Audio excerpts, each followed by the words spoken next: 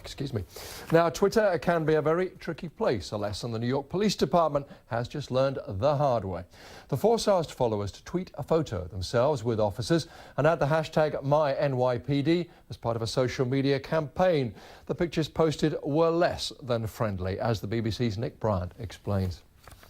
Presumably, it seemed like a good idea at the time. A chance for law-abiding citizens here to demonstrate that they not only love New York, but its police department as well.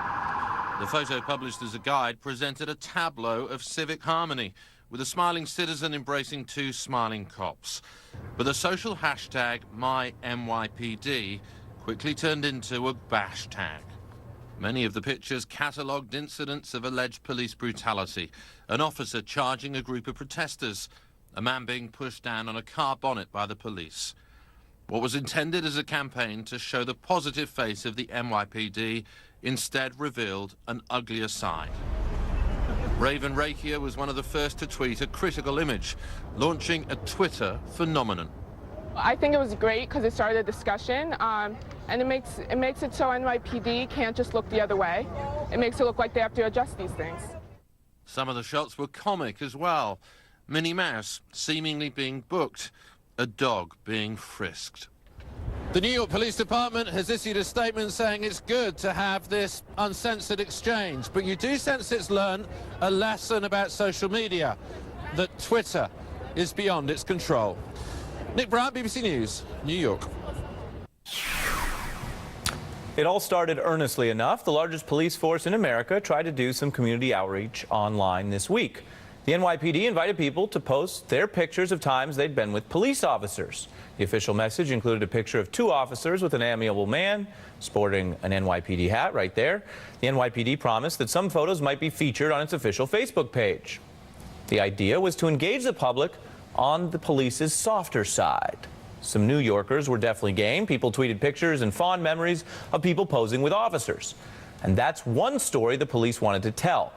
But it's not the only story, especially not in New York, where the NYPD is a huge part of city life. The force is larger than the entire FBI, and it's often a controversial one. In the past few years alone, it's faced criticism for clashes with protesters, surveilling Muslim communities, and systematically stopping and frisking young black men. And here's the thing about trying to tell a story in a two-way medium. The people can respond with their own story. And that's what many started doing, first in New York and then around the country, and by last night, even around the world. Stories like this of people apparently battling the police over their right to protest and march, of seemingly peaceful civilians facing excessive force, of people allegedly facing off against the police, and most raw in a city that only just reformed racial profiling of the stop and frisk variety after Mayor de Blasio took office, pictures that evoke the indignities and failures of that profiling practice. And these stories didn't just sit online. They totally overtook the NYPD's story. They percolated up from the grassroots and into the media and then boomeranged back on the city itself. In a political environment where it often feels like you need Coke money or a coordinated campaign or at least some kind of long-running blog to get any attention, these grassroots stories made headlines in the New York Times and Reuters, Time Magazine, Le Monde, Network News, and plenty of other political outlets, plus the front page of a New York tabloid today.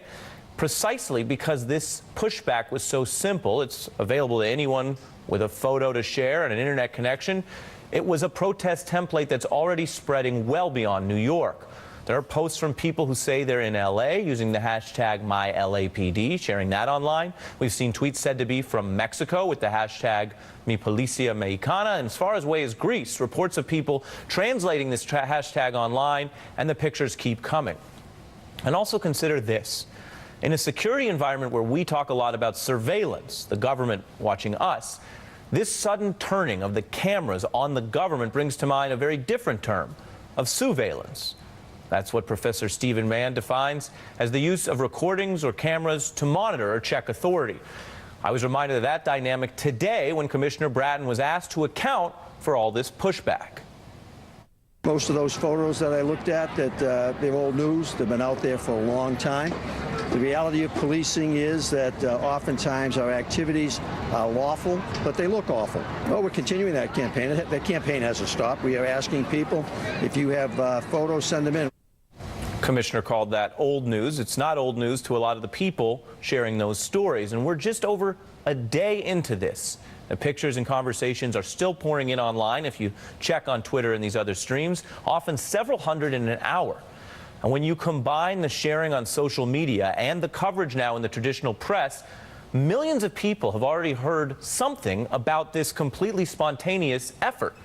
Anyone who follows politics today knows about the simplistic and often false choice of whether we should be agitating on the internet or in the streets. But here's the thing about most of these photos. They were all taken in the streets. They all happened in the streets. Yet many of them didn't achieve initially any great impact, let alone a response from the city or the press, until they found traction through these online publishing platforms. Now, these publishing platforms aren't a democracy, and they're obviously far from perfect. But sometimes they do give people way more say over what's important, over what we think should be news, than other forms of protest. And that just might scare some politicians in a good way. If you ask people for their stories, you better be prepared to listen to them.